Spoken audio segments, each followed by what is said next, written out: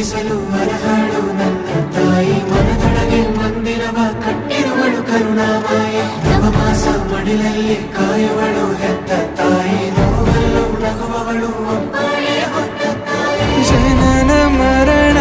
ಜಗದ ಸಂತೆ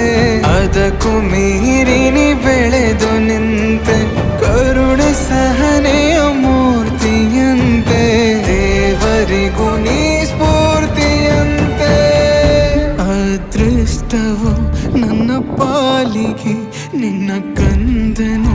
ನಾನಾಗಿ ಹೇ